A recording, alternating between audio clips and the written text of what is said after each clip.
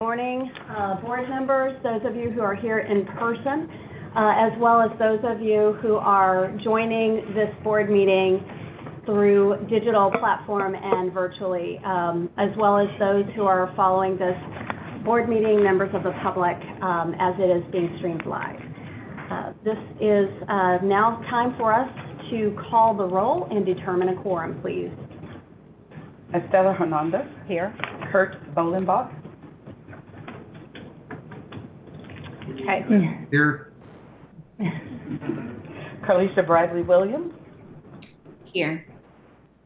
Bill Flanagan. Here. Brian Boback. Here. Jennifer Menny. Here. Superintendent Hoffman. Here. All right. We have a quorum. We are all here on the phone. And by the way, it is wonderful to see board member Bill Flanagan, who we have missed for a number of weeks, and we're so pleased to see you joining the meeting this way.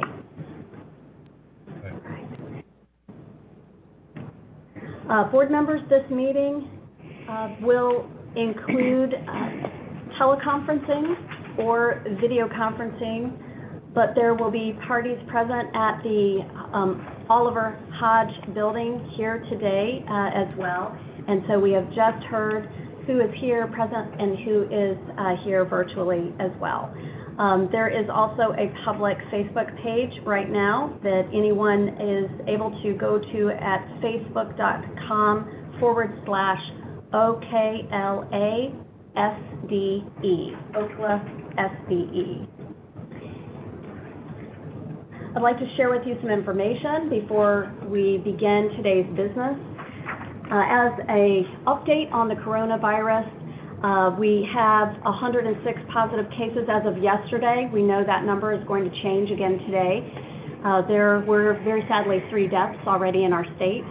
Governor Stitt announced yesterday that he is enforcing a safer at home order statewide. If you haven't read that, that is available to go through, and this directs Oklahomans who are particularly vulnerable to the virus to shelter in their homes until April the 30th, and that restricts their movements only for trips for essentials like groceries and medicine. Vulnerable populations are the elderly, and those immunocompromised or with pre-existing health conditions. The governor also closed all non-essential businesses in the counties with confirmed COVID-19 cases. And I believe that is at 19 counties right now. This includes gyms, salons, theaters, and museums. Gatherings of 10 or more are prohibited. I'd also like to draw your attention to some very important call to action, and that is related to a donation request to support our hospitals and nursing homes. On Friday, I sent a letter to our school leaders asking for their help with the desperate shortage of medical supplies. We asked them to donate based on information that the Hospital Association provided to us of areas of greatest need, which are any unused masks, eye protection, gloves, disinfectant wipes, and hand sanitizers, and that they are to provide those to their local nursing homes or hospitals. There is a desperate need for this, and it is in many of our schools, in closets, in various warehouse and supply areas that could be better used right now. We also want to talk about the waivers that we received at the federal level, and I have to thank and applaud the incredibly responsive effort and hard work at the U.S. Department of Education. And also I want to say how much it meant when U.S. Secretary Betsy DeVos gave a phone call yesterday to connect with me and to ask personally if there is anything that they can do, and we had a list of a few things, and they are already working on providing what is needed in regard to some of these federal dollars as well. But they were very swift in the response to our critical waiver submitted last Friday, The opening for submission was on Friday. We submitted that day, and we received approval that same evening, and that also occurred for at least 16 other states. Essa requires that each state administer academic assessments in English, language arts, mathematics, and science in grades 3 through 8, as well as ones in high school. So these assessments were suspended for the 2019-20 school year, which ensures some level of stability and flexibility in light of these extraordinary circumstances in which we find ourselves. The school report card, as a result, will not be able to be provided this year. That's the Oklahoma school report card. That is not the same as a individual student's report card. That actually will go forward, and we can address that a little bit sooner, in just a little bit. Both assessments and the state report card for schools are very important tools, but they, of course, do not outweigh the safety and health and well-being of our students, the school staff, and communities that we serve. I also want to talk a little bit about the meals that are needed during closure of schools. You may be aware already that 61% of Oklahoma school children qualify for free and reduced price lunch. Many Oklahomans depend on that nutritional meal or in breakfast or lunch at the school, and when the school is closed, they are going to be in greater need of keeping nutritional support going. So during this closure, we have worked with the U.S. Department of Agriculture to secure those national waivers that are needed to allow our schools to deliver grab-and-go curbside meals, to also have the ability for a delivery of those meals on bus routes into neighborhoods. And we've also received approval to have a program called Meals to You, which allows for the delivery of up to 10 meals to our students that are needing that a week at a time through the U.S. mail. And this will help in some of our remote areas and where we may not be able to count on bus transportation to get that, or the curbside drive-through delivery of those. This is something that all states are working through, and we are just incredibly blessed to have a team of child nutrition staff here at the department and those that are working in local school districts who are working around the clock, literally around the clock. I think there was a call made and some guidance given close to midnight or after midnight in D.C. With people in Oklahoma over the weekend on Saturday. So this has been truly just phenomenal work, and I applaud all of those who are helping make sure that they have new plans in local schools to continue these services. Let me tell you about another area, and one that will really be the focus of our board meeting. We have a group of people in the department that cut across all different offices, and they are led by Aaron Esfolt of the State Department of Education's Executive Director of School Design and Innovation. And there is a host of tireless and dedicated members of OSDE staff who have been working to develop a distance learning framework. And this is what our districts are going to need as they are looking through their own plans as we deliver distance learning in a different way than they have even delivered for those 200-some school districts that already have virtual learning. That it will look a little differently without some of that face-to-face interaction. So distance learning frameworks and resources that we anticipate will be on the agency's website at sde.ok.gov by the end of the week. These are going to be the fruit of this labor. It will be a lot of material, but we believe these resources and guidance will be of real value for our schools navigating through this period. And Oklahoma has tremendous educators, strong and dedicated and smart. We have faith and confidence that our districts and teachers are committed to creative and innovative ways to continue learning for their students, and they will rise to the challenge. It's going to look different for all schools, and we have to accept that. Many districts long to have online tools and want to have resources to be able to hit the ground running. Some have them and some do not. So this is now an area where we will provide more support at the state level, and we are asking for support at the federal level to free up the use of some of our existing federal funds to be used to support distance learning.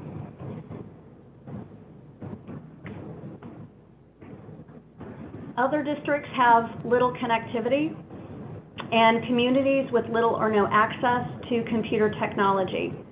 But again, we're working at the state level with those providers to work to ensure as much connectivity as possible in the coming weeks. This is far from ideal, but these are extraordinary situations for us, and we have never experienced this before. Speaking of extraordinary, it's the first time in history that we have had today a virtual state Board of Education meeting. It's emblematic of how we must adapt to the times to be able to continue to carry on the important work of education. Our education communities are tough, they're resilient, and they're committed. They know, as we all do, that we are all in this together. If this pandemic underscores anything, it is that we must help one another, we must care for one another, and we must love one another. And with that, we will begin considering what we can do at the state level to assist our schools in moving from a defensive posture, which was to take care of the safety of our children, our staff, and our communities by staying at home right now after spring break, after all that travel and this protected period of time, and also the nutrition and keeping our children healthy and their well-being top of mind in that defensive work that we are engaged in currently. And then I'm asking that we now move into offense. Let's keep learning happening, and let's move and ask that question and then implement what that answer will be to how do we keep our kids learning and growing, how do we continue, how do we make certain that we will not lose ground, that our children can keep momentum building. And this is what the next phase is about, beginning on April the 6th. All right, board members, I would like to turn your attention to item number 2-A, which is discussion and possible action on our minutes from our February 27th regular state board meeting. Is there a motion to approve? So moved. We have a motion from Ms. Monies, Second. and we have a second from Ms. Hernandez. All right, is there any comment or questions on this action item? All right, please call the roll. Ms. Money, Aye. Mr. Bobeck, Abstain. Ms. Bradley Williams, Aye. Mr. Flanagan, Abstain. Mr. Bolenbach, Aye. Ms. Hernandez, Aye. Superintendent Hoffmeister. Aye. All right, thank you. That motion carries. All right, our next item is the discussion and possible action to amend the March 16th, 2020 Order of Mandatory Statewide Cessation of Operations for the Public Schools of Oklahoma due to the coronavirus COVID-19 global pandemic. Mr. Clark. Superintendent, members of the board, as reflected on the agenda and just read by Superintendent Hoffmeister, this item is to reconsider and possibly amend this board's March 16th, 2020 order that mandatorily ordered the cessation of operations in the public schools. Other provisions is provided therein. I believe that with the superintendent's opening comments, it is appropriate to open this up and consider amending that March 16th order. You do have a recommendation before you this morning as to the recommended modifications to that order, but at this time, we'll open it up for any discussion. Yes. Questions? I think that's very important. We would like to open that up for you to discuss, and those of you who I know have all been really wrestling with what is the right next step.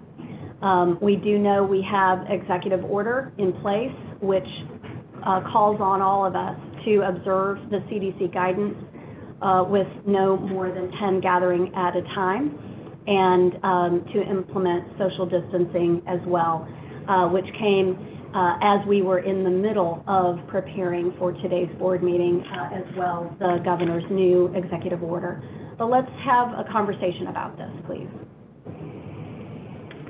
First, I want to thank you and the State Department of Education because you have been very diligent in your leadership, and also Mr. Clark has spent countless hours in organizing and keeping the board informed, listening as you as well have done. But being that this is a historic meeting that's being done online, and just minutes before beginning the meeting, there were some amendments, or not, the recommendation was amended slightly.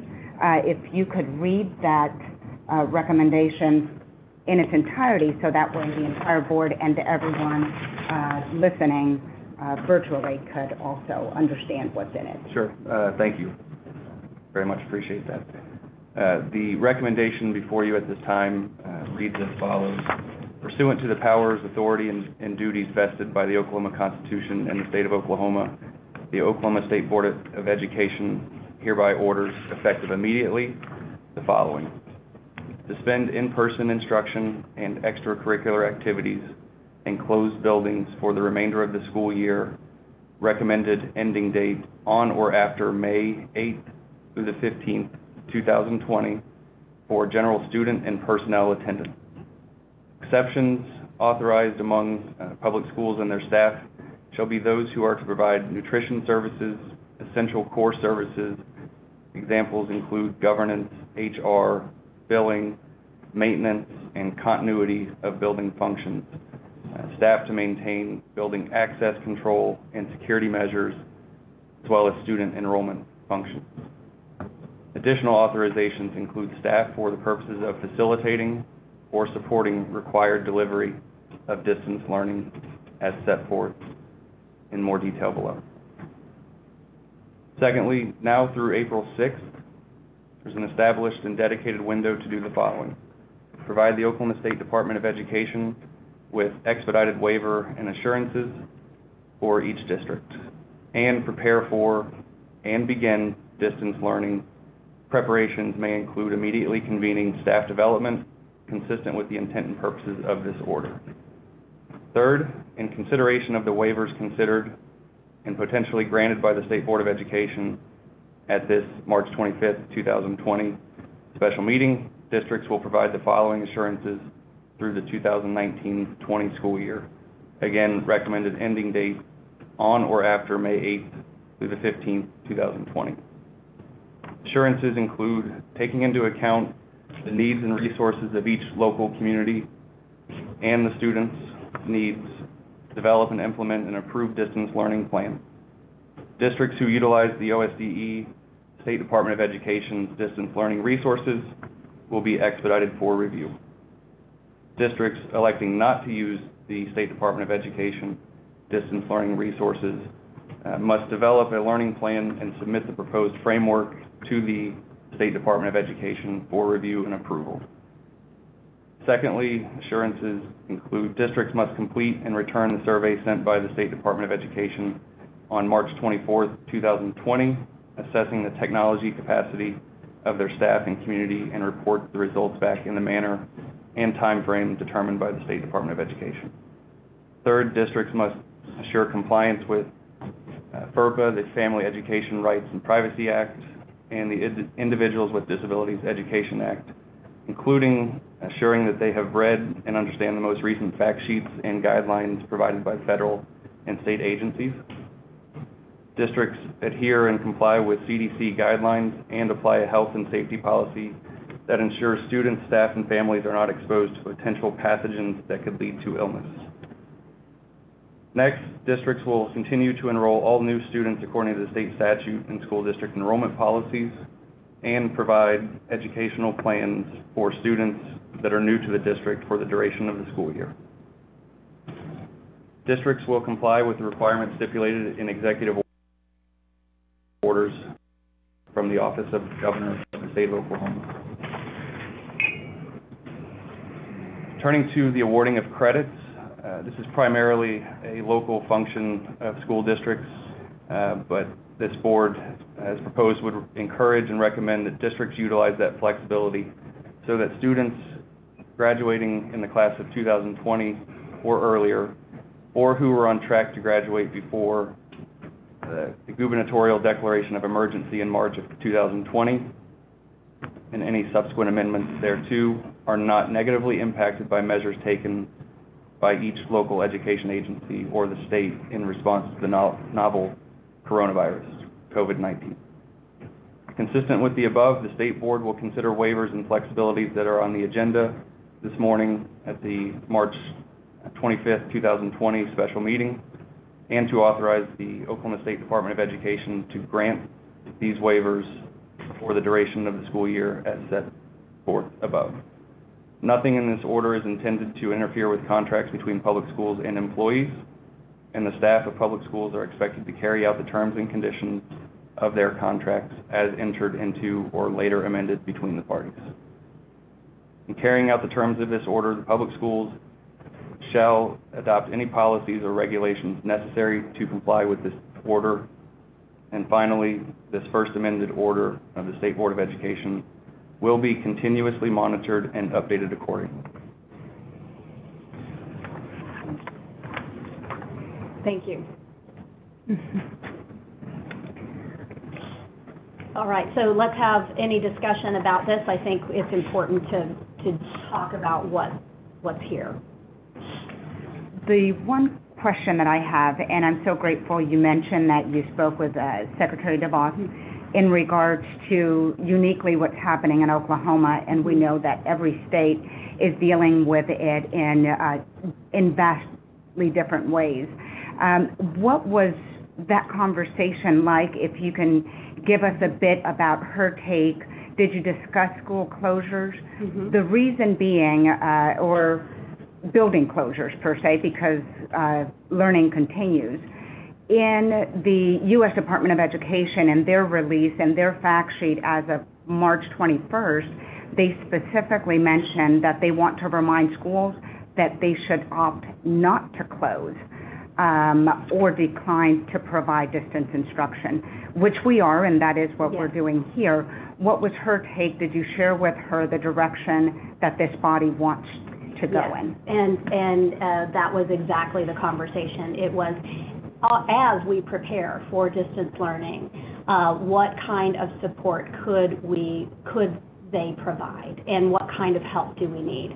Of course, that is why we were given a waiver as well for the U.S.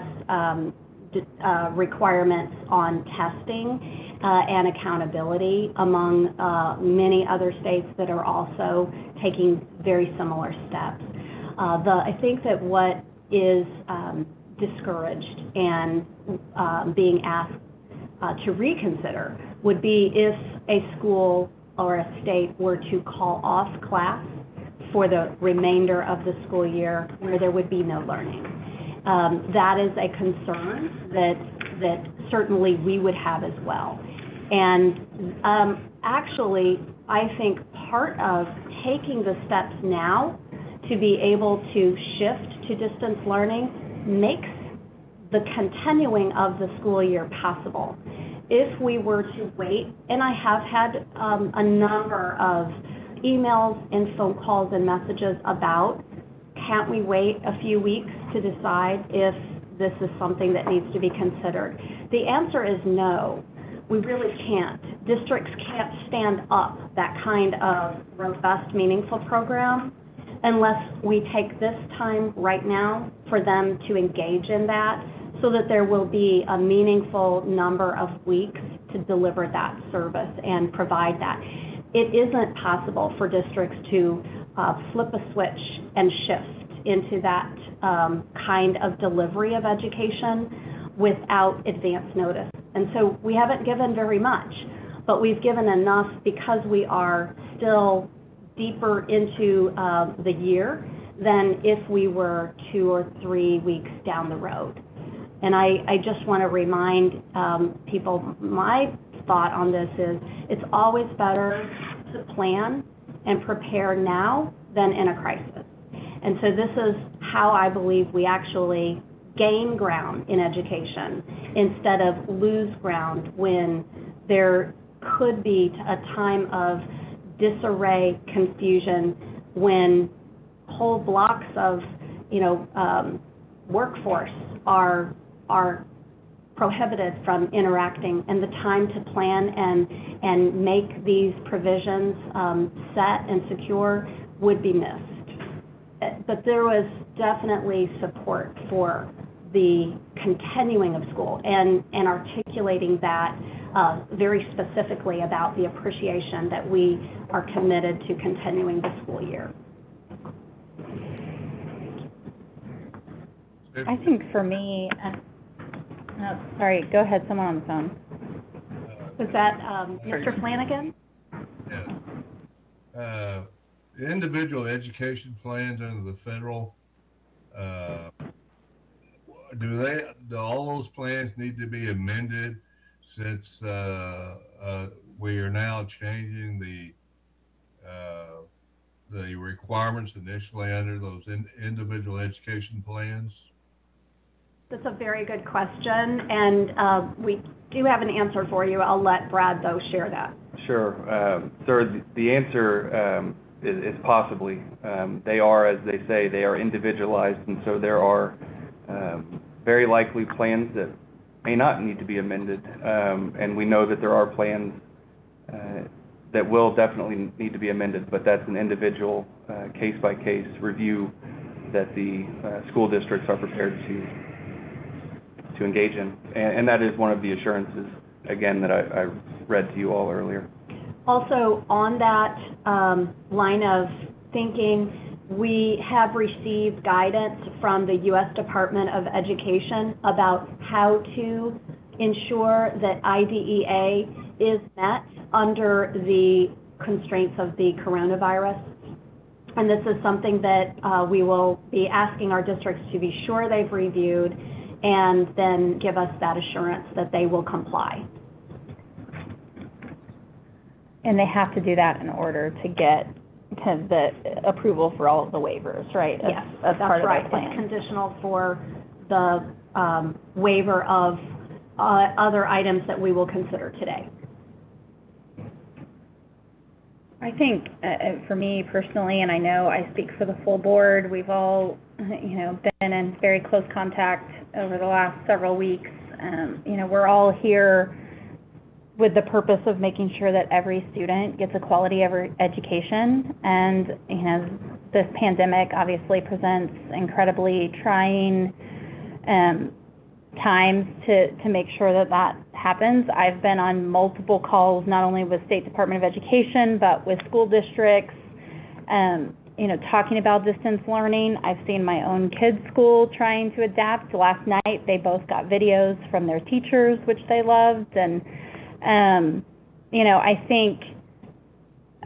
think we just want to continue to encourage, and I know school districts, are thinking about this, but this period of time, and I too, and like all the other board members, I think have gotten a lot of feedback of like, why do we have to do this now? And my answer has been, we have to give districts the maximum amount of time to think through and innovate and think through how they can potentially reach every single one of their students. We all know that students are all very different, many of whom are on IEPs, many of whom, have unique situations that need to be addressed during this time as well. And so giving districts the ability and time to think through how to reach every single student in their building and try to continue education as best as they can over the coming weeks. I think that we are giving districts the opportunity to try and deliver education to students in what is a very unprecedented time. So I definitely want to thank the State Department. I want to thank districts out there that are thinking differently. I want to encourage everybody, to get groups, not in person, but virtually groups of, teachers together. I know there are a lot of really innovative teachers across our state to try something different and to try and reach as many students as they possibly can during this time. I know it'll be especially trying on the students. I've heard from a lot of students personally who are just devastated that they don't get to finish out the school year. And I know that is really hard. I know that it's going to be incredibly hard on parents from all different walks of life, whether they're having to work from home or they're having to work outside the home and having to figure out how to educate their students at the same time. So I know the weight of this decision definitely does not go unnoticed by this board, but given the emphasis and need to protect our students and staff's health, I feel like that we have to do what we can to move online and try and get education to students as best we can. So that is what we are here to do today. Thank you. I appreciate how you are each describing the thought process and the struggle, recognizing the struggle. I know others virtually want to join in as well in this discussion. So I, again, want to echo the sentiments of the other board members and just sharing great appreciation for the State Department, to you, Superintendent Hoffmeister, for your leadership during this time. I think that as we talk about distance learning, it's really important that we acknowledge that distance learning does not mean that it's technology-based or online, because that is an equity gap across our state. We know that we serve many students who do not have access. And so there is a unique burden on several of our districts to deliver services in a different way. I mean, they don't have necessarily the access at home to teach a student online, and teachers will be thinking through how to innovate in special ways. And I'm grateful for the waivers and the ways that we can support those districts. I also think that when we do return to normalcy in school, that there's additional barriers that those districts that were not able to have the close points of touch with students through technology might face as well. And so we'll continue to think about how to support those districts. But ultimately, during this time, as we're engaging in this conversation about distance learning, many people automatically assume that means online, but we're forgetting about our most vulnerable students who do not have that access. And so although this is a very difficult decision to make, health is the top priority. I also think that it calls on our community to support school districts and our State Department as we're delivering instruction in a very different way, unprecedented time. But we do have to think about the students who do not have access, and the parents who might still be working and need those additional supports from the community, however we can during this time as well. Thank you. Thank you. And you've mentioned that it is not all computer-based, and that is accurate. In fact, we have a partnership with Oklahoma's public broadcasting affiliate, which is OETA, with 11 different towers all across the state that reach into homes where even cellular service is not provided or reaching. And we're talking with Polly Anderson, the executive director for OETA, as we would like her to look at how we could deliver educational support for our children through some of the resources that PBS has available. And we are grateful that they are working at OETA very hard to connect with our curriculum and instruction team here and looking at programming that is already grade specific, subject and content specific, and how that will connect with our Oklahoma academic standards and our curriculum framework. And there's discussion about helping to place that onto daytime programming so that our teachers have that as yet another tool.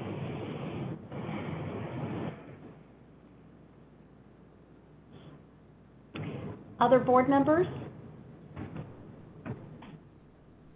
I would just like to let everyone know a lot of people have probably reached out to all of us during this time, from administrators to parents, business owners, legislators, and this decision is not made without taking into consideration everyone's 2 cents on this.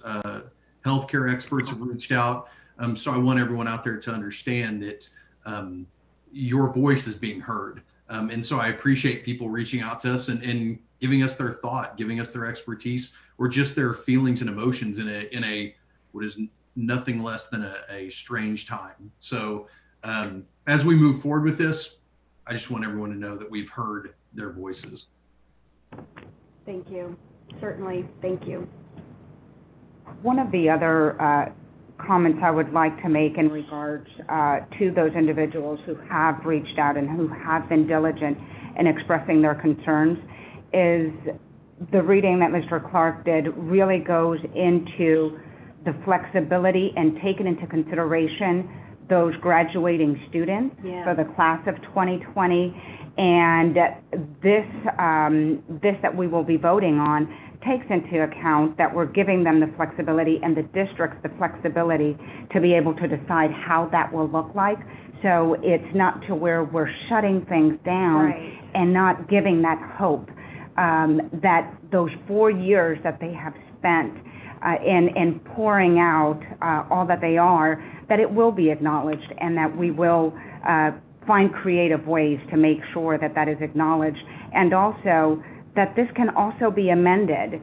And that is the concern that they have, that we are going to, by closing buildings, that we are now essentially shutting out their hard work and acknowledging of that. The second and last comment that I want to point out is that there are schools in the state of Oklahoma who are set up for such a time as this in education, that they are not disrupted during a crisis like a pandemic as this.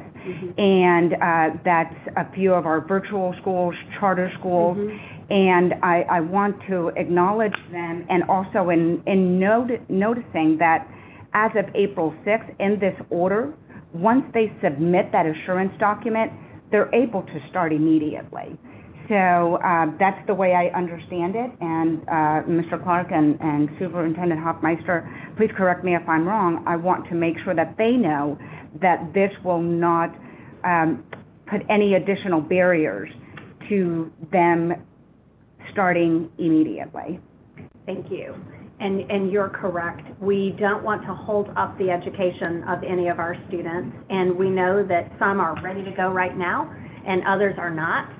We want to afford the time that's needed in others that are working to develop that, but you have raised a good point. The last thing we want to do is stall the ability to have education continue for students, and they shouldn't have to wait. I would like to mention something about graduation ceremonies, and I am already hearing some really creative ways of celebrating, and I know we will have many other stories like this, but I do think it's worth noting.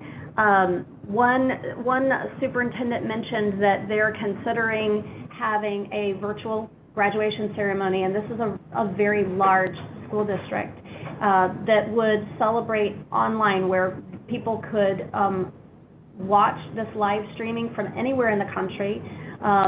those vulnerable family members that certainly would not be traveling would be able to participate and watch at the same time, where each senior would be given their name called with their senior picture displayed, and that they would give honor to each one of them and even have a time to deliver the message from the valedictorian, other elements of a graduation ceremony that we have come to hold really dear could be included. Of course, it's going to be different, but we can find creative ways to honor that work and that accomplishment that our students have achieved.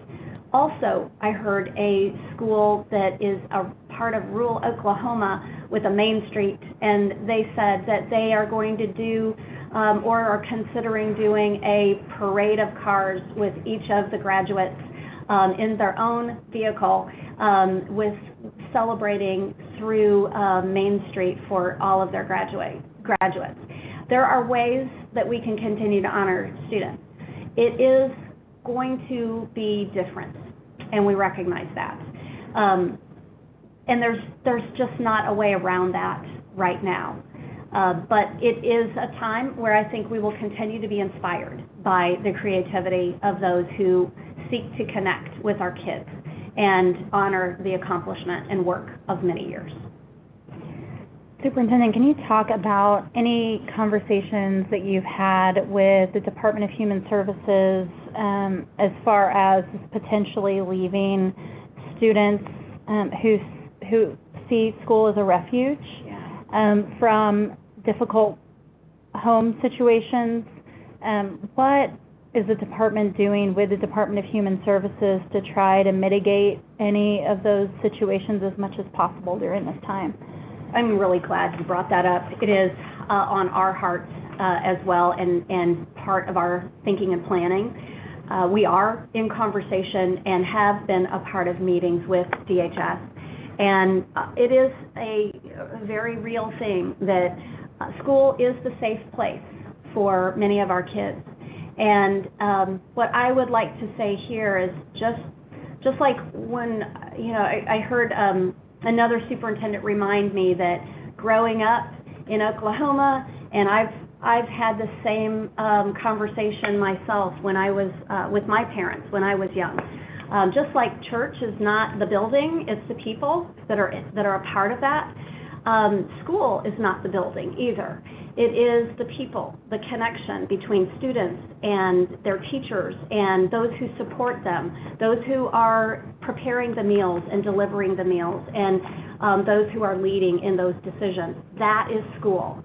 That is the delivery of education. And we want those connections to happen right away. So this is part of that, but you have identified an area that we do want to keep our all those who have some type of virtual connection with our students, whether it's phone calls or through some kind of digital online or Zoom or meeting or Google Classroom, that they keep in mind that we still have obligations to keep kids safe. And we have included in our distance learning framework a mental health component that reminds our teachers and our school administrators about how to talk about the COVID-19 pandemic, to look for signs of stress.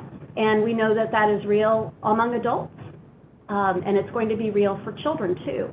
So that is part of our distance learning framework, and we recognize this is where we need the whole community to continue to support our kids.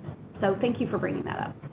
And I think just, furthering that, as far as, there's a lot of discussion about teachers and kind of helping teachers figuring out how to do some of this distance learning. I think also helping our counselors, connect to our students and continuing that as much as we can, I think will be really important during this time.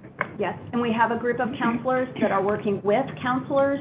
In fact, later this week, I believe, it is on Friday, we have our counselor advisory group where we're going to be meeting virtually to discuss this and a host of other things as we prepare for our kids in their senior class that are on track for graduation to be able to have a smooth transition into their post-secondary pursuits, whether that be the military or career tech certification completion or into higher education. And those opportunities need to be a seamless transition, and we're committed to still providing that. Grades are an issue. How that impacts Oklahoma's promise, the student's GPA. These are all parts of the information we'll be sharing with districts. We're not going to rush that. It has to be done when it's done. And we have set for ourselves also the deadline of April 6th. However, many of this work that I'm discussing now will be ready before then. I have a question, Mr. George. Bobek. Yes, thank you. Point of clarity, Brad, on the comments in regards to honor before May 8th through the 15th. Kind of expound on that. I was thinking that the last day of school originally was set for like the 22nd. Thank you, sir. Actually, each of those determinations is a local determination year over year between each school district and their Board of Education.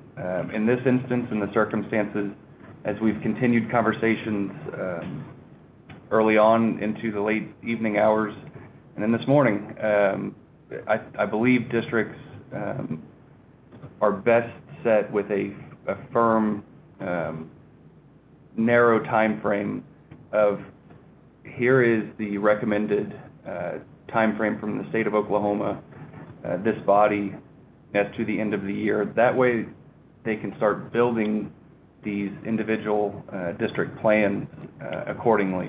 And so that was the guidance that we received. But generally speaking, the school calendars are district by district. Also, I think it's important to mention, just to kind of expand on that input for your benefit, just to know, we have been holding meetings, virtual meetings with, and telephone conferences with our superintendent advisory group. We had one on Sunday afternoon.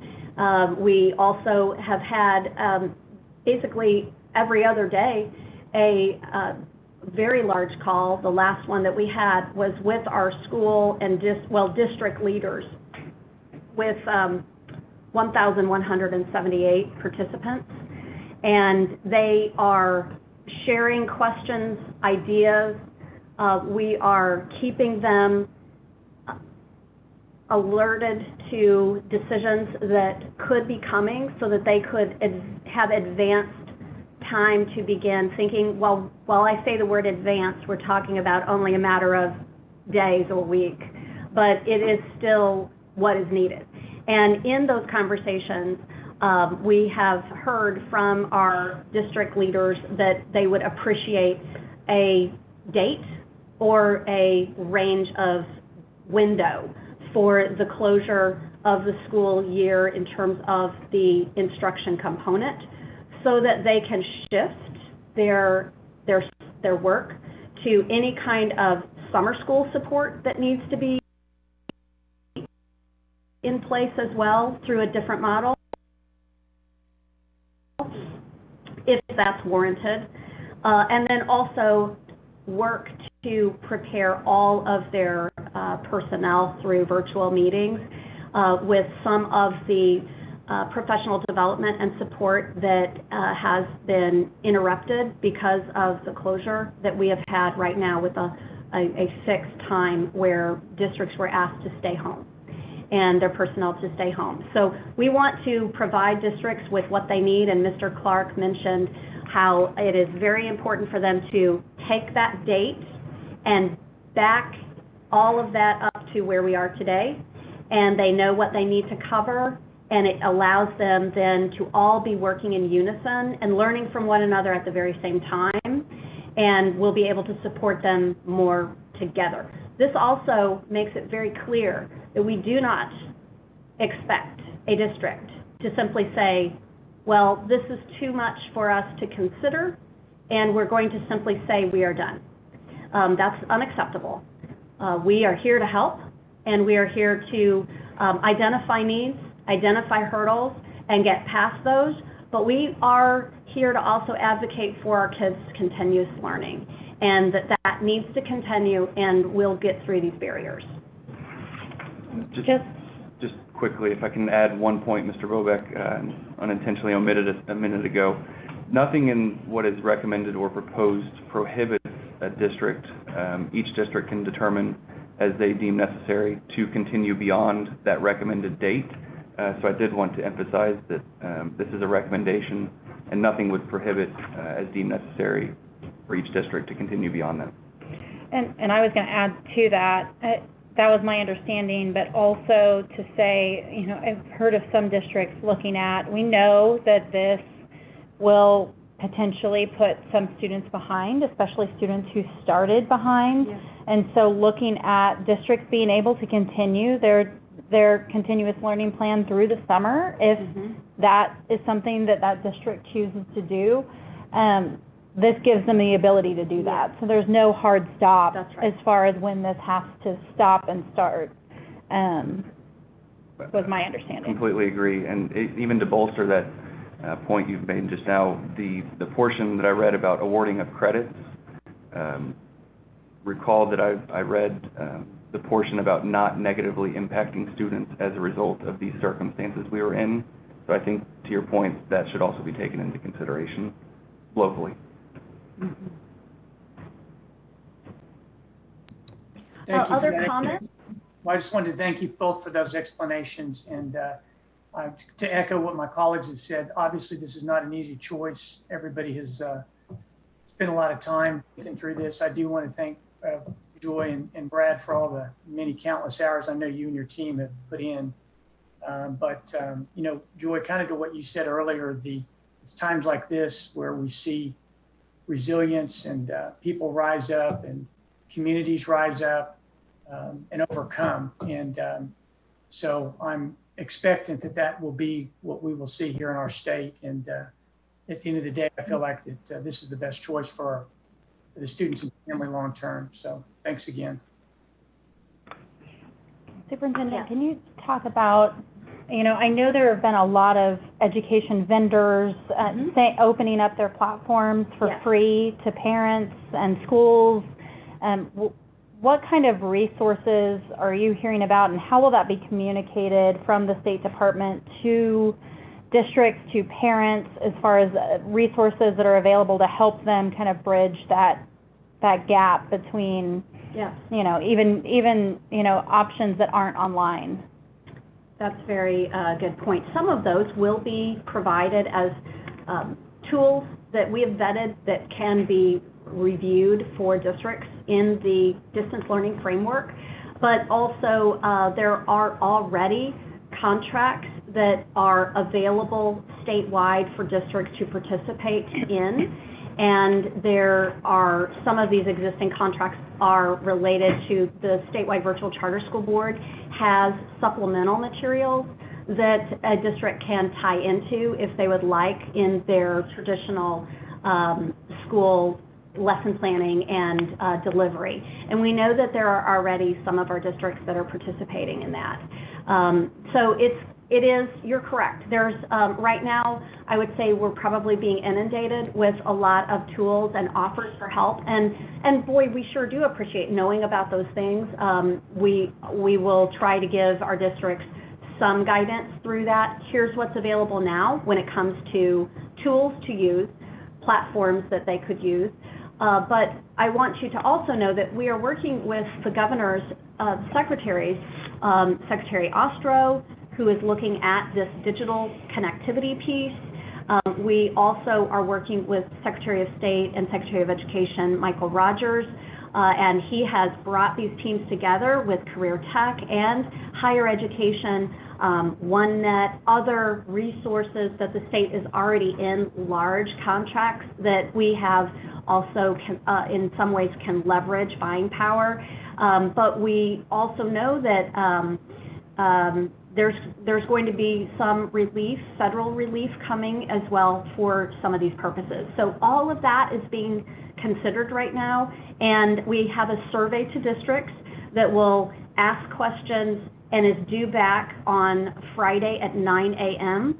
And that survey will not take that long to complete, but it is asking for a very broad overview of what do you have now, what do you need, what would you do if you had the computers, what would you do if you had the hotspots for mobile device connection, and what do you need, and where are those gaps, so that we can begin looking at a longer view of getting those things ready.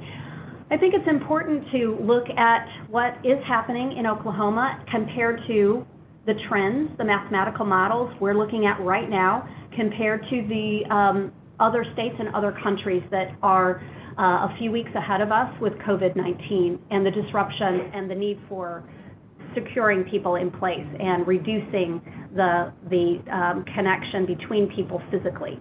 And what we learned there is that this is not likely to be short term. But I do want people to remember it is temporary. It isn't permanent.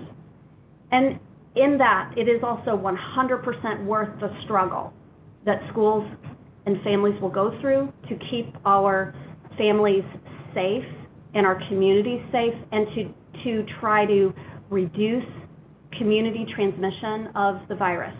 If we do that, we will be able to handle that in hospitals as people will become sick and not have an overwhelmed situation where those who could have been treated and survived may not, if we overwhelm the hospitals by not taking these very drastic steps right now. But it is in that spirit. We have to remember it is temporary. Looking at this, though, it could be something that we revisit, and this board will have to stay vigilant to watch and learn from what the data tells us. And it is very likely that we will be continuing conversations about what does it look like for summer learning? What does education in Oklahoma look like in the fall? And we have to think in some ways that the steps we are taking right now may be a dry run for what may come in this temporary time of extraordinary delivery of education. But if we are fortunate, and if it is possible to come back to ordinary school delivery of face-to-face instruction, we will have gained a lot through this. And what we will have gained is access to online learning for more kids than we had at this date. We will be able to modernize some of what our schools have wanted for a long time, to deliver individualized learning, to be able to have more of a blended model. So I think we come through this certainly stronger, but also better prepared to meet the needs of our kids going forward.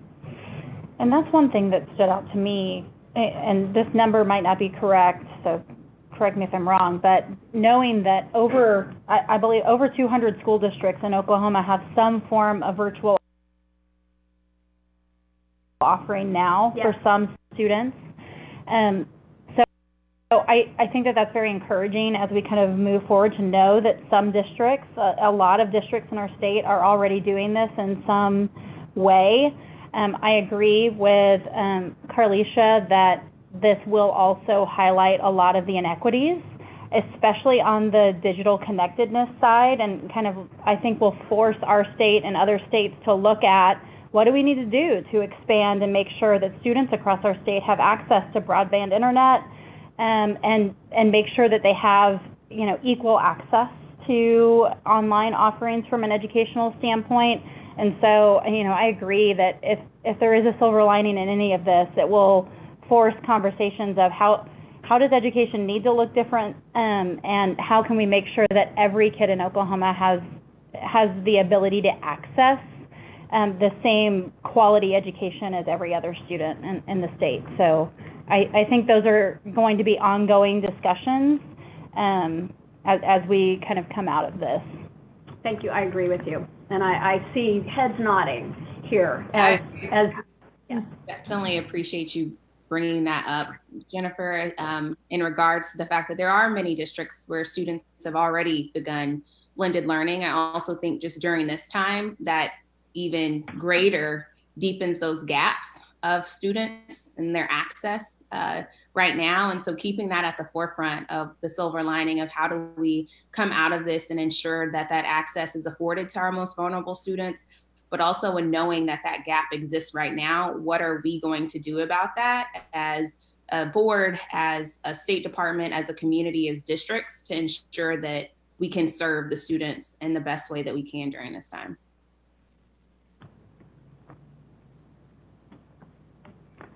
Board members, I also want you to be aware that there are other supports available to support our school leaders and our teachers. Right now, we have another program that we have had in the works called Project Echo, which is part of the telemedicine delivery of consultation and work among colleagues around a particular issue of importance. And we have 3 lines in Project Echo.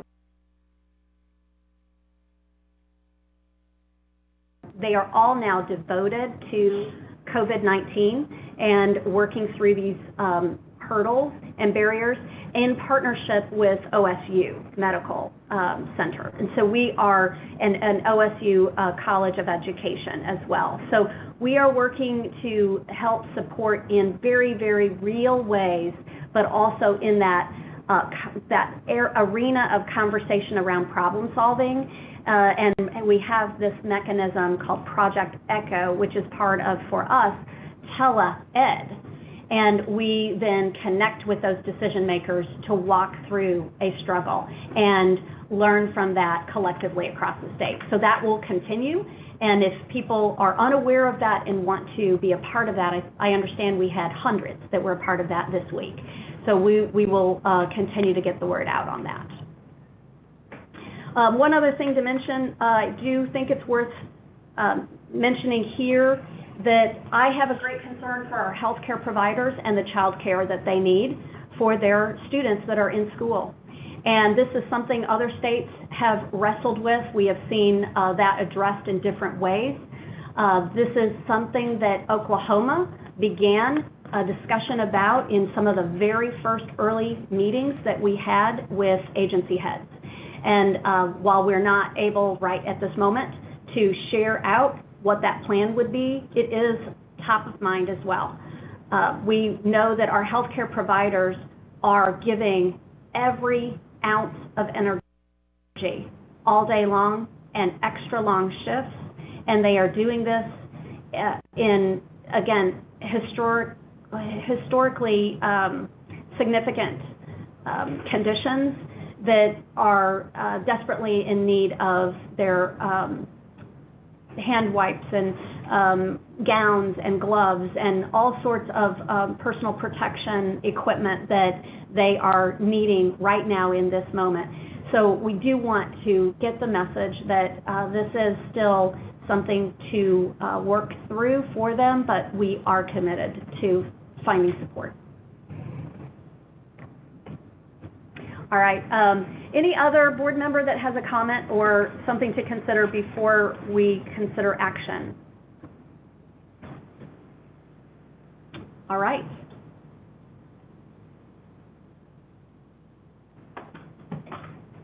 All right, then I would ask if, oh, Carlisha. Oh, I was just going to make the motion if we were ready. All right.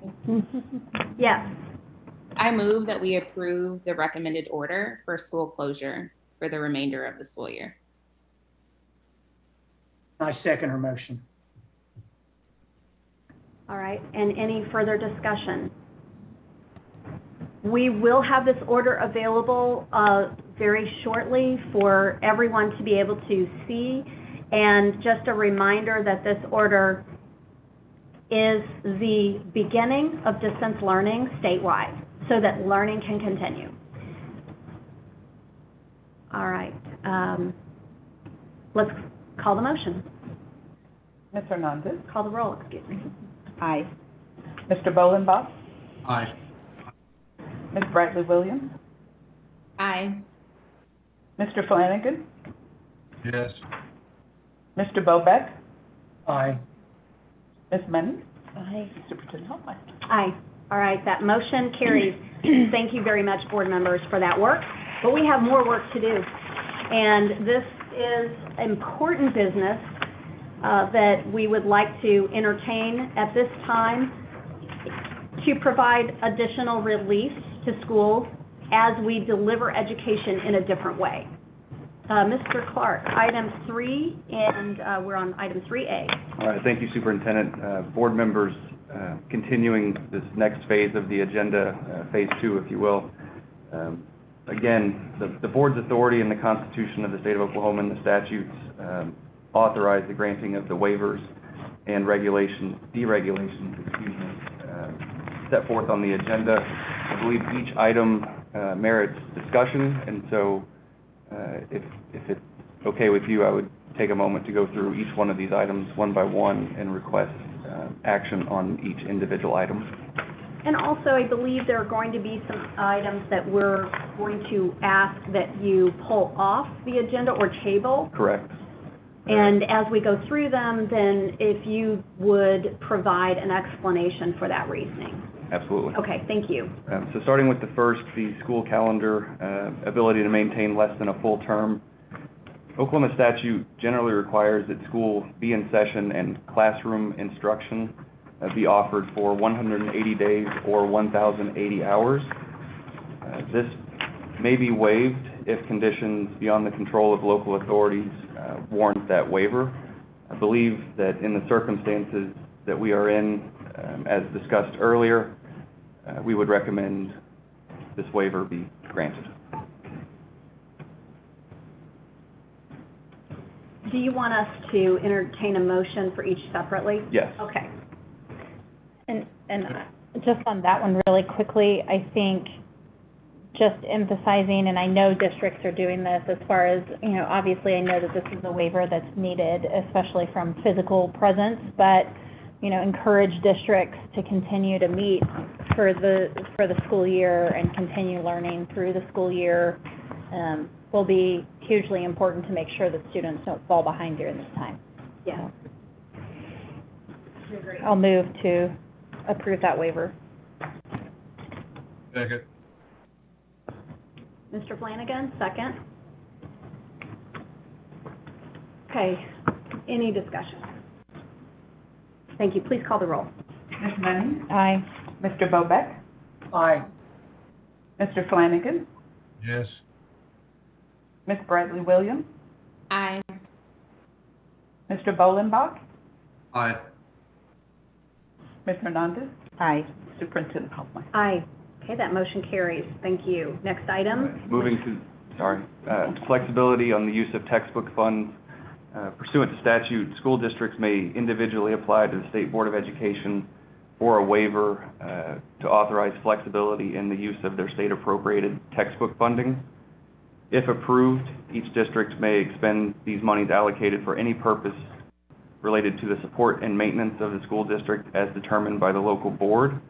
At this time, I believe the recommendation is a uniform waiver to districts and the flexibility in the use of these textbook funds, flexibility to use these funds for the support, but not for the maintenance of facilities of each school district.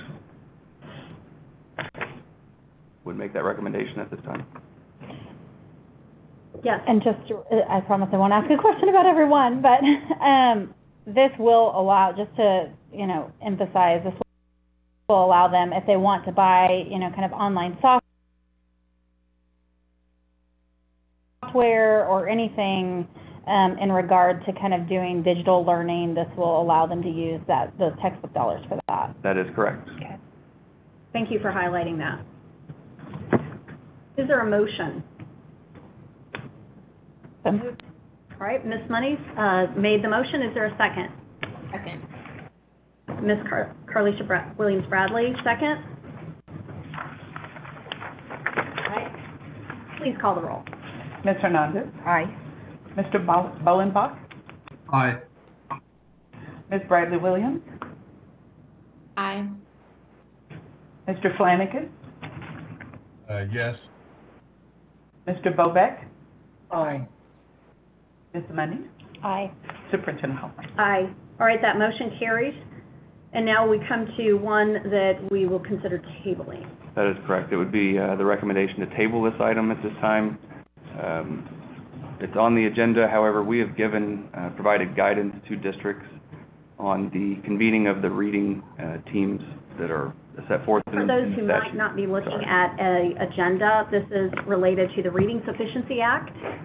And, excuse me, thank you. No, thank you, Superintendent. The second piece is about flexibility on the use of funding. We have already provided guidance on that.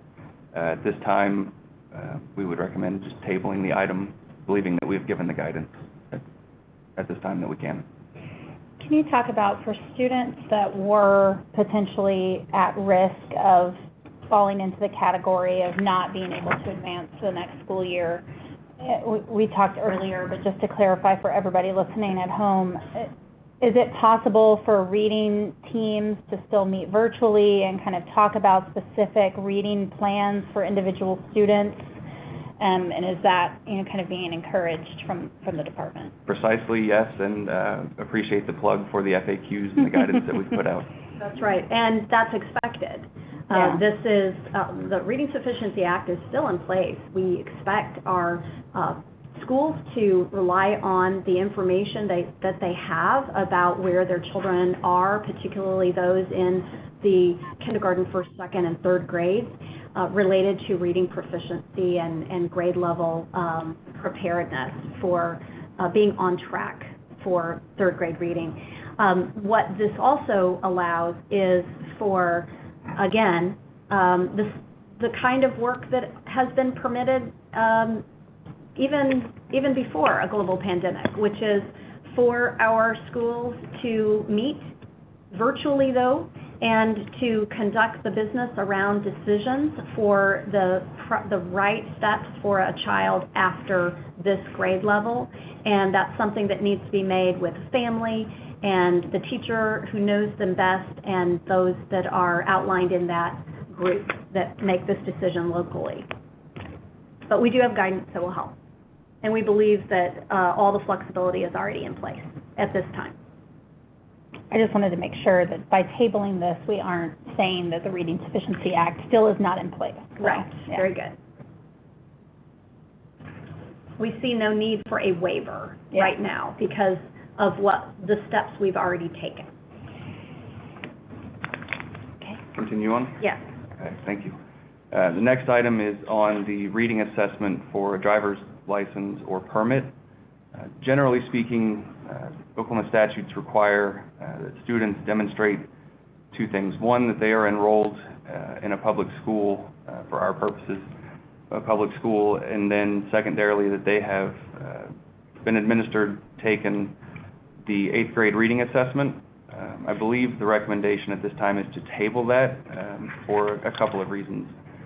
In conversations with the Department of Public Safety, we believe that there's a solution in place that does not make this waiver appropriate or necessary at this time.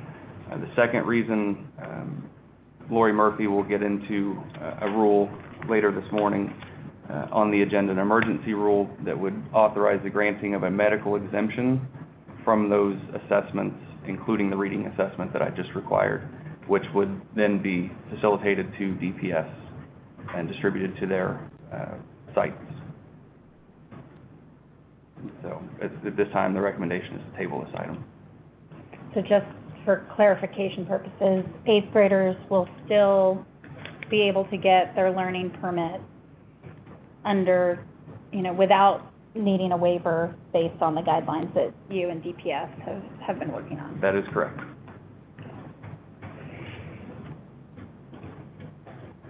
Superintendent, board members, proceed to item 5. This is the school district audit acknowledgement. Just to give an overview, Oklahoma law requires that each school district have an annual audit. This audit must be presented to the school board, and a form, the audit acknowledgement form, must be accompanying the submission to the State Department of Education. I believe that these audits are either completed or substantially close to being completed. Districts who have in excess of $750,000 of certain funding must submit the audit form to the department by March 31st. And then if less than the $750,000, the date is April 30th. We believe at this time, and the recommendation is to waive the required form and proceed with submitting the audit so that that is not held up in the circumstances and times that we are in. Okay, Recommend approval. Motion to approve? Second. all right, we have a motion to approve and a second. Any discussion? Seeing none, please call the roll. Ms. Money, Aye. Mr. Bobeck, Aye. Mr. Flanagan, Yes. Ms. Bradley Williams, Aye. Mr. Bolenbach, Aye. Ms. Hernandez, Aye. Superintendent Hoffmeister. Aye, motion carries. Thank you. Now, item 3A6. 3A6, relating to the instructional day of 6 hours, as set forth in section 1-111 of Title 70. That requires that the school day consist of not less than 6 hours devoted to school activities. Given the conversation in item 2 and continuing with some of the waivers we were talking about,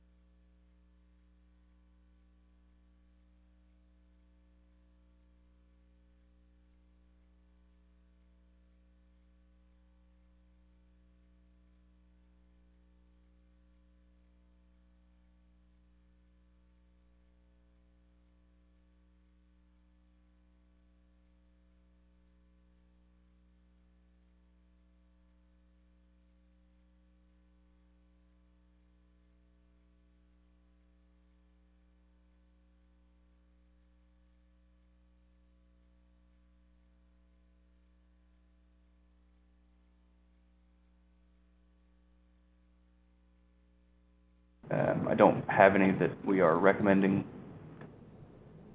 to carve out of that. Thanks. All right, we have a motion and a second, I believe, do we? No, we need a second. Second. Second. All right, thank you. Please call the roll. Ms. Hernandez. Aye. Mr. Bolenbach. Aye. Ms. Bradley Williams. Aye. Mr. Flanagan. Yes. Mr. Bobeck. Aye. Ms. Mendes. Aye. Superintendent Hoffmeister. Aye, thank you. Motion carries. Item 17. Okay, Superintendent, board members, wrapping up here. Item 17 relates to the time period in which to calculate certified and legal average daily attendance. The statutes that are cited on the agenda generally state that the legal and certified average daily attendance is the average number of students present in a school district during a given school year, or as that year is otherwise specified by this body. Knowing that from March 12th forward, the attendance situations, particularly as we move to from the board's order on March 16th into the distance learning, that is going to vary greatly. We have that realization and would suggest, for stability purposes, that we reset that time period for legal and certified average daily attendance at March 12th as the ending point.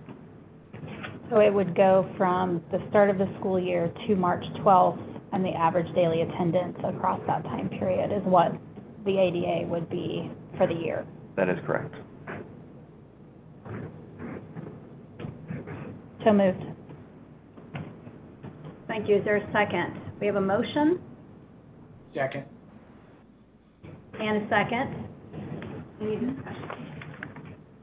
All right, please call the roll. Ms. Mendes. Aye. Mr. Bobeck. Aye. Mr. Flanagan. Yes.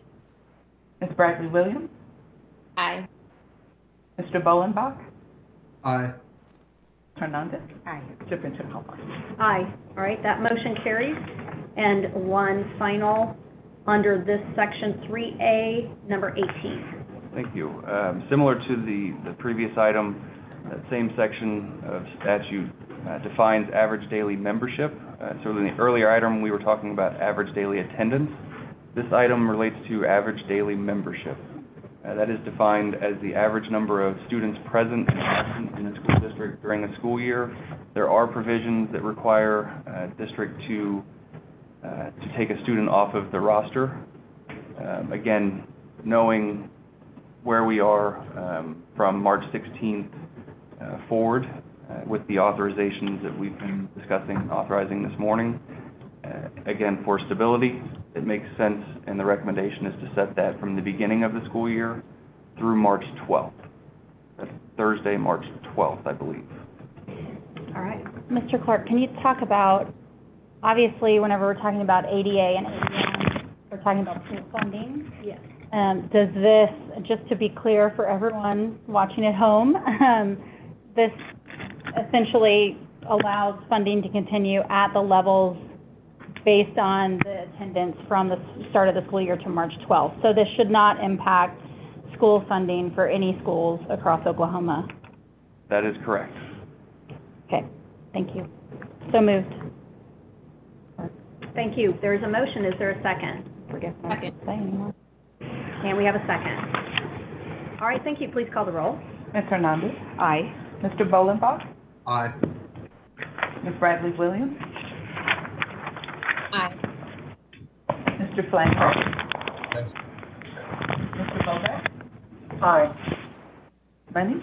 Aye. Superintendent Hoffmeister. Aye. All right, that motion carries. Thank you. And now, if you'll turn your attention to the next page, and we have item 3D, which we're asking Assistant General Counsel Lori Murphy to present discussion and possible action on the adoption of the following emergency rules pursuant to the Oklahoma Administrative Procedures Act.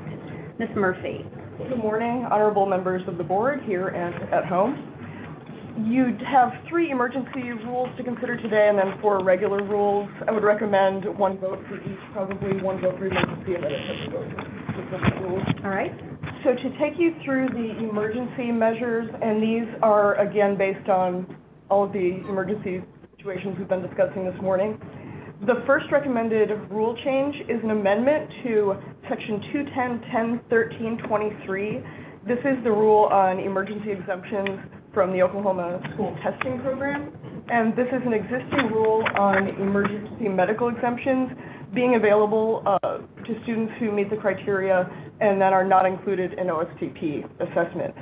So what this proposed amendment provides is that if an emergency that impacts public school operations is declared by a federal or state entity, including this board, then the State Department of Education is authorized to approve medical exemptions for any students who are affected by that emergency.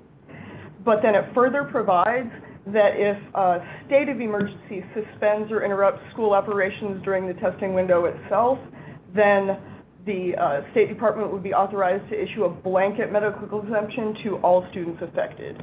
And what that would mean is if, for instance, you can't attend school because your school is closed down due to a public health emergency, then that would give OSDE the authority to give a blanket exemption from those OSTP assessments. So any questions on that rule? Just to be clear, this emergency rule is kind of bolstered by the federal waiver that we received from testing. It correct? is. Yes. Okay. And many of these emergency provisions are interrelated with and dependent on those emergencies. So they are federal laws, but they're also in state law. Okay. We have a very similar emergency adoption, and this is technically a new rule, but this will be familiar because you adopted a permanent version of this in the fall, but because that is still under consideration by the legislature, this needs to be an emergency adoption. Some of this content will be familiar. This is a rule that the board adopted last fall called Determination of the Chronic Absenteeism Indicator. And so what that rule provides is shifting authority, if you remember, to local school districts to grant medical exemptions from chronic absenteeism. So what this emergency provision would provide is that, again, in case of a declared emergency by a federal or state government entity that impacts schools, the Oklahoma School Accountability System is authorized to make any appropriate accommodations that are authorized by federal law. And so specifically, the rule provides that student absences related to a state of emergency shall not be included in the calculation of the chronic absenteeism indicator. And to further back that up, there's an emergency statement that if there's any period of time during a state of emergency when public school operations are suspended, then that time period will be excluded from the chronic absenteeism calculations. In much the same way as ADA and ADM, the waiver that we had just discussed, would have cut off at a certain date. So when looking at the chronic absenteeism indicator moving forward, assuming we resume normal operations in the fall, would it be that same time period from the start of school to March 12th that would be the consideration? Yes, if I understand your chronic question absenteeism? correctly. Yes, we're for this school year. However, while those calculations may be made, I believe federal waivers in play will have more of an effect than this on this year's determination. Okay. Makes sense. Does anyone else have any questions about either of these first 2 emergencies? Your final emergency rule consideration is an amendment to section 210.29.94. This is period of validity of certificates. So this is the rule that lays out the validity period of every type of certificate, standard, emergency. And what the emergency provisions here provide is that the state board would be authorized to issue an emergency certificate for a 3rd year rather than the current limit of 2 total years per individual if a district board of education makes a recommendation that someone should receive that for a 3rd year and meets the criteria.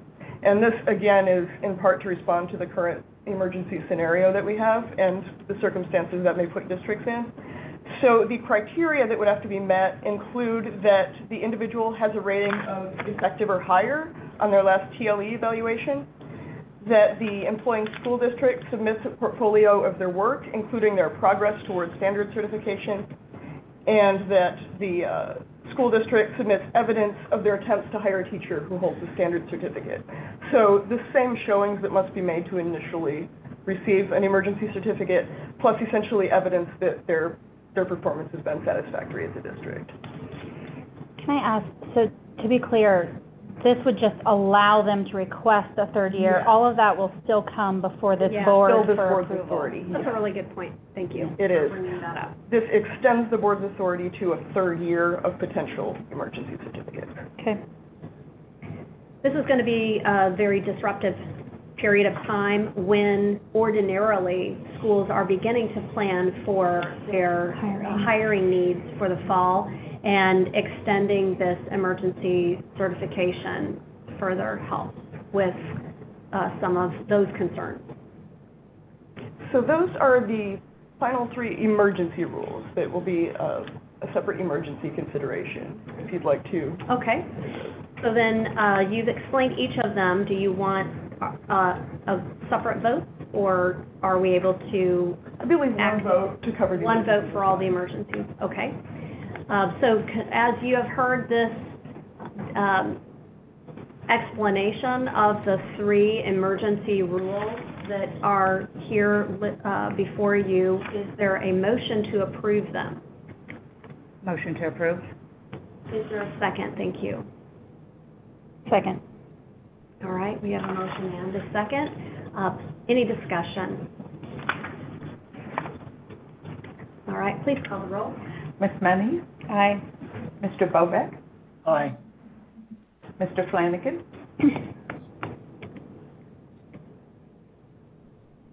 Mr. Flanagan? Yes. Ms. Bradley Williams? Aye. Mr. Bolenbach? Aye. Ms. Hernandez? Aye. Superintendent Hofmeister? Aye. All right, that motion carries. And now, board members, we have the discussion of permanent rules to consider on item C. Thank you. And these are presented to you today because of a statutory deadline on submitting approved rules to the legislature, which is April 1st. So we are closing your regular permanent rule considerations for the year. Can I ask one question on that? Obviously the legislature is currently in suspension. If these rules, in addition to previous rules that we've submitted to the legislature, can you talk about the process by which, if they don't take those up? If the Administrative Procedures Act provides that if the Oklahoma legislature does not consider a joint resolution to approve the rules or fails to consider them in any way, then the governor has the authority to approve or disapprove the rules. Generally, that would be one order of the governor approving all pending rules, although exclusions could be made just like the legislature can make exclusions. So prior to last year, I believe the previous 4 years, that's actually how rules were adopted, is that the legislature did not ultimately vote on the pending agency rules. They went through the process of review, but then the governor made the approval under the Administrative Procedures Act. So that is how that would operate if there was some sort of scenario that delayed that approval. So there is still a mechanism to get approval for the rules, even if the legislature does And not the deadline of April 1, if I recall, is still in place for submission of those. Right, so that's why we're considering the rest of your permanent rules. And I'll take you briefly through those. Number C1 on your agenda, this is an amendment to the Oklahoma Academic Scholar Recognition Rule. This is the rule that lays out requirements for a student obtaining the Oklahoma Academic Scholar status, which is a status of distinction, and it is being updated to add eligibility criteria for a seal of biliteracy. This is something that the World Languages Office is very excited about. The seal of biliteracy, which is something that other states have developed as well, will indicate that a student has demonstrated proficiency in both English and another language. And this is something that is available both to native English speakers and to students who speak a different primary language. The seal of biliteracy will be available in 2 levels of distinction based on levels of achievement in the languages. Those levels are gold and platinum. And there are eligibility criteria in the rule for performance in both English and other languages. So for performance in English, students can use any of the standardly available standardized tests like ACT, SAT, PSAT, AP. And for demonstrating their proficiency in other languages, either an AP test could be used for that, or any other test. There's a list of several available assessments that are standardized in the field of languages. And if there is a language for which there is not a standard assessment, the rule provides that the State Department of Education will work with an appropriate linguistic or cultural entity to identify what would be appropriate for that. So any questions about adding a seal of biliteracy to the distinction?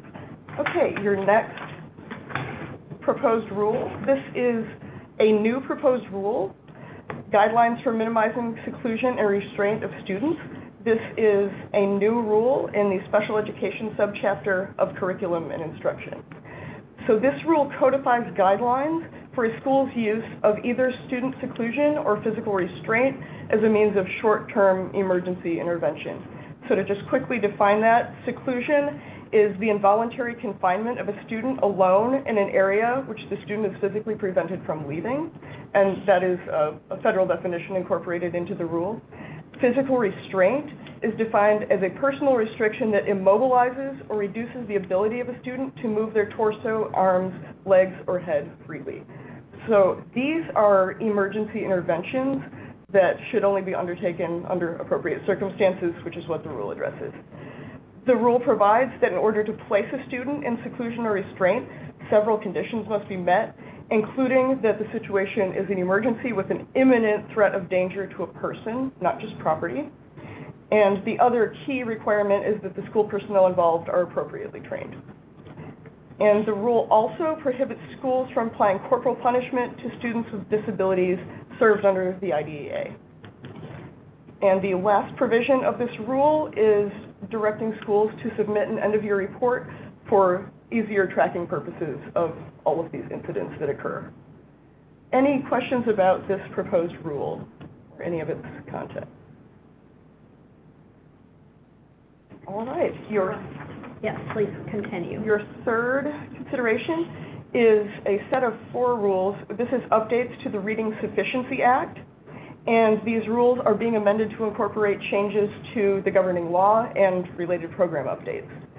You'll see the terminology has been updated to reflect current statutes and the renaming of assessment components.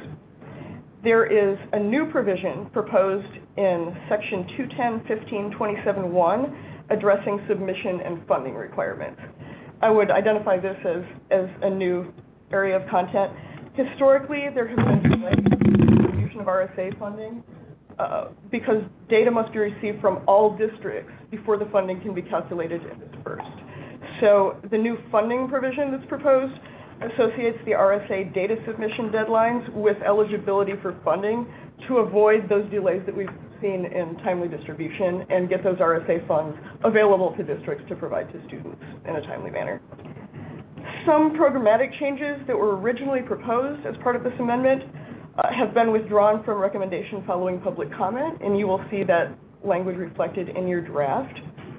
And those issues will now be addressed through additional guidance that is currently being developed by the Office of Curriculum and Instruction. So do you have any questions about RSA changes or this update? All right, your last permanent rule consideration for the year is Section 210.40.87.7 Charter School Contracts. And very simply, this is an amendment to the Charter School Contract Rule. It only applies to charter schools sponsored by this board, and it incorporates the provisions that currently apply to contracts between charter schools and the SVCSB, the Statewide Virtual Charter School Board, just as a template of guidelines for an agency sponsoring a charter school. So any questions about charter schools or any of that content? That closes out your permanent rule considerations for this week as well. Right, very good. Is there a motion to consider these recommendations with permanent rules? And then we can have discussion. So moved. All right, we have a motion with Mr. Hernandez. Is there a second? Second. Mr. Bolenbach, second. All right, very good. Any discussion? I had a question because the audio went out when she was describing the last point on the charter school. Lori, would you repeat that for me, please? Yes, the charter school rule amendment, it specifically only applies to charter schools sponsored by the State Board of Education. And those new incorporated provisions are parallel to the provisions that SVCSB applies to their charter schools as a template for an agency contracting to be a charter school sponsor. Does that make sense? Yes, thank you. All right, we have a motion and a second. And seeing no further questions or discussion, please call the roll. Ms. Hernandez. Aye. Mr. Bolenbach. Aye. Ms. Bradley Williams. Aye. Mr. Flanagan. Yes. Mr. Bobeck. Aye. Ms. Money. Aye. Superintendent Hopewell. Aye. All right, this motion carries, and I appreciate very much the hard work of your team and legal with those rules, Mrs. State. Board members, we are to a place now of entertaining an adjournment. Oh, yes. Yes, before we do that, I want to make it clear before this body adjourns, and I would like Mr. Clark's input on this, going to the first motion that we did with our First Amendment Yes. on the order. I want to make it clear that when it comes to our extracurricular activities and our sports, we have schools across the state that, of course, are at a very high level when it comes to athletics. And I want to ensure that what we voted on does not permanently cancel where they're at. I understand because of CDC guidelines, they can't get together, only 10 Right. or less. So therefore, it has to be postponed. So this body is not saying that we are suspending any athletic activities that school districts may opt to continue in the future. Yes. And school districts can decide to continue with tournaments as scheduled, that they can continue with any, a lot of our athletes are actually being looked at to be recruited into universities. So this is all lingering. So I want to make sure that anything that's being put out there by media, it is not taking the wind out of our athletes saying we are completely canceling all of our sports in the state of Oklahoma. Is that so? Because that can be amended. Sure. Thank you. The ending of the order as voted on applies to the entire order. And that ending that I'm referring to, the last paragraph says, this order and the situation will be closely monitored, as we have all done, by the minutes in most cases, and so that if necessary, it can be amended. We talked about that earlier. So that's a partial answer to your question. The remainder of the answer is adhering to the CDC guidelines, as you mentioned. It would be very hard to have a basketball game, 5-on-5 and a referee, not adhering to the CDC guidelines. But there may be other circumstances. They're going to vary case by case. It's my understanding and would be my recommendation that the intent of the order is, number one priority is student, staff, person safety. Then shift to the instructional capacity as voted on. And, with number one, adhering to the CDC guidelines. But if a situation presents itself, we certainly don't want to negatively impact students, which is another part of the order, graduation, scholarship, otherwise. We talked about OLAP on the academic side. So I understand, I'm just trying to answer the question as fully as I can with the intent of the order. And CDC guidelines change because things change week by week, day by day. Right. That if those items with the CDC change, then we can revisit this and change the order to be able to continue on with any future sports, athletic, already scheduled, and push them to the future and allow school districts to determine. So Absolutely. And just to illustrate that point exactly, in the distance learning framework, initially there was a reference to groups of 10 or more, and we changed that late last night to say adhering to CDC guidelines, because those may change. They could go to 6, they could go to 12. And so, and in an effort to not have to continuously update the document, we wanted to put that in the document the way it is. And the same thing with this order. thank you. Very good. Thank you for that. I also have update news that since this meeting started, we now have an update that 164 cases have been confirmed with COVID-19 right here in Oklahoma, and we have 5 deaths. So this is a dynamic, fluid situation.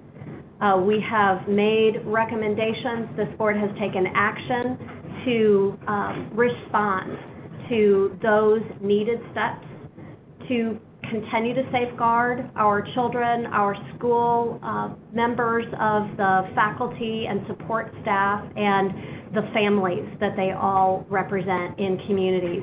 And it underscores the way this is going to have embedded flexibility to respond to be current with CDC guidance. And yet we know, again, underscoring again, this is not permanent. This is a temporary measure. We don't know the lengths it will endure, but it is worth the struggle to schools to keep learning going while we maintain a level of security that we would not have without the board action today. And I thank each one of you for the conversations that you have with the public, with those who reach out to you, many text messages and phone calls, emails, posts on Facebook, questions that people have are all truly appreciated. This is part of being responsive to the public during a time where we need answers. And we want to be able to give as much specificity as possible, and I believe we have done that in an additional way today with this action. So I do thank each one of you, and for those who have additional questions, more of those answers and specificity will come with the guidance that we are planning to publish this week and before the start of April 6th, when we expect our schools to continue the learning for students.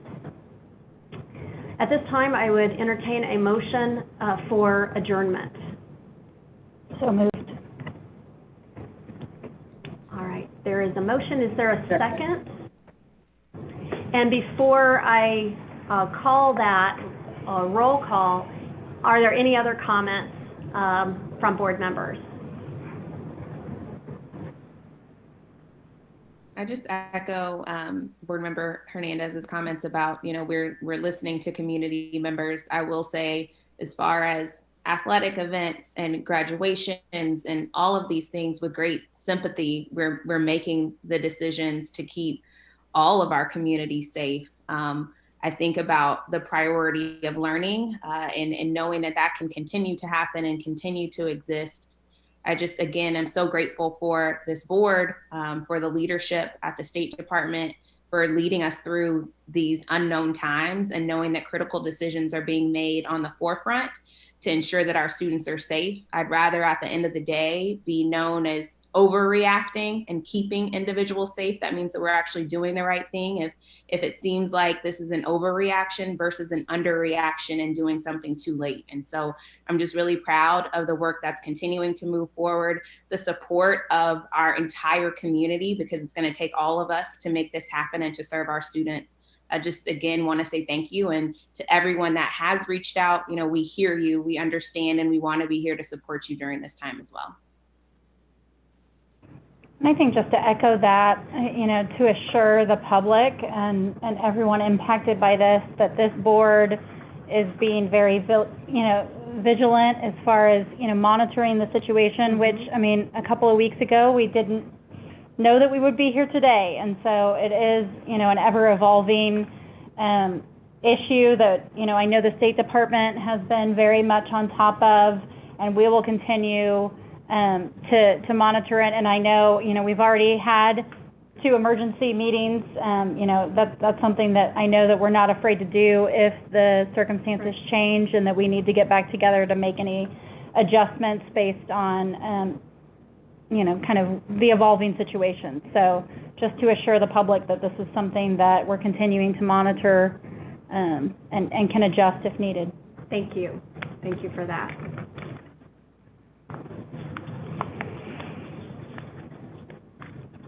Any other comments? All right. Then call the roll for adjournment. Ms. Menny? Aye. Mr. Bobek? Aye. Mr. Flanagan? Yes. Bradley Williams? Aye. Mr. Ballenbach? Aye. Ms. Hernandez? Aye. Superintendent Hoffman? Aye. All right. We are adjourned, and we will stay in touch. Thank you so much for your service.